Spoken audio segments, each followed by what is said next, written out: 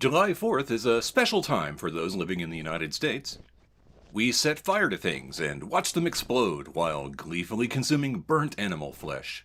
And after consuming enough alcohol, we might even laugh at the British. If we still have the ability to vocalize. If not, then vomiting and losing consciousness is always an option. Celebrations sometimes hide the fact that many bad things have happened on July 4th. But since those of us at Bad Things in History are from the United States, and we are also hypocrites, we are going to become part of the problem and celebrate American independence.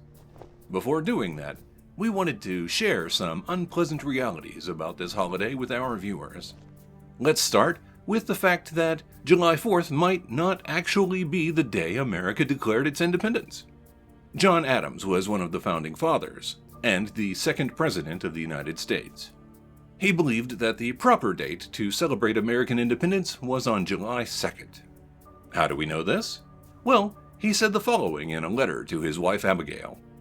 "The second day of July, 1776, will be the most memorable epoch in the history of America. I am apt to believe that it will be celebrated by succeeding generations as the great anniversary festival. It ought to be commemorated as the day of deliverance by solemn acts of devotion to God Almighty. It ought to be solemnized with pomp and parade, with shows, games, sports, guns, bells, bonfires, and illuminations from one end of this continent to the other, from this time forward, forevermore." The reason we celebrate on the 4th instead is because the Declaration of Independence was officially adopted by the Continental Congress on that date. But most of the delegates didn't actually sign the Declaration until August. After the Declaration was adopted by Congress, the city of Philadelphia didn't celebrate until July 8th. George Washington and his army didn't even hear about it until July 9th. And the British government in London had no idea what was happening until August 30th. The first generation of Americans to live free from British rule were not too picky on when they celebrated independence. The more modern tradition of having big celebrations on the 4th came into existence after the War of 1812. Huge celebrations became more common.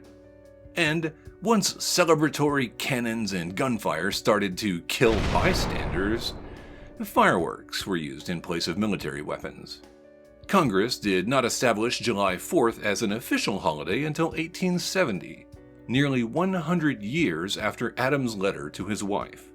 Given the chaotic history of the holiday, it seems that people mostly celebrate it because they just want to have a good time. And who can blame them? Explosions are fun! Until someone loses an eye. Then it's just fun with one eye. Firework accidents increase in frequency around the holiday. Back in 2018, in the months surrounding July 4th, there were an average of 190 accidents per day.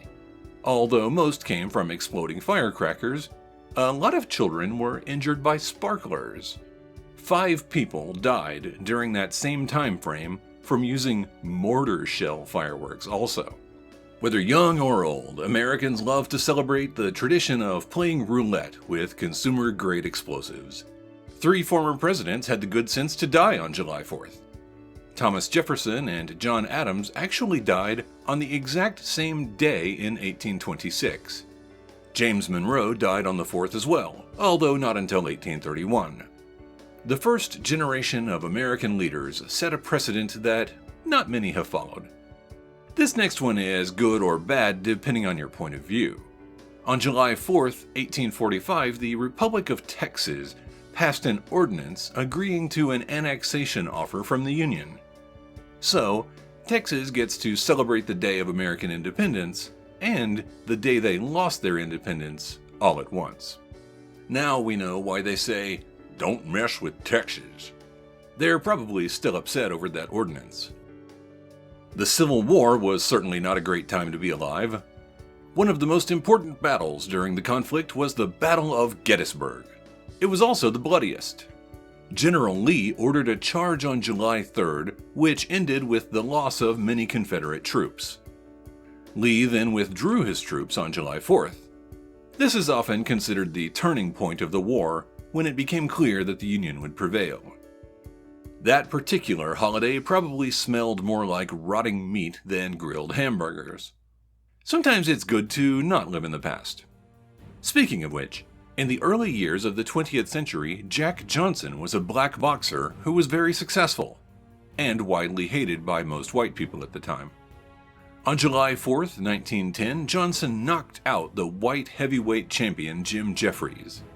It was a great time for black Americans as they celebrated Johnson's victory. Unfortunately, dozens of race riots broke out all over the country after his victory. White people in the early 1900s were really sensitive about some things. From 1899 to 1946, the Philippines were an American colony. The Treaty of Manila was signed on July 4, 1946, which granted the Philippines their independence. The Philippines celebrate their holiday on June 12th, which is when they declared independence from Spain. Who can blame them? Sharing a holiday with the United States would be like having a birthday on Christmas. Coco the gorilla is well known and generally liked. She was born on July 4th, 1971. That's not a bad thing, of course, but she died in 2018 right before her 47th birthday. No happy endings for gorillas here, unfortunately.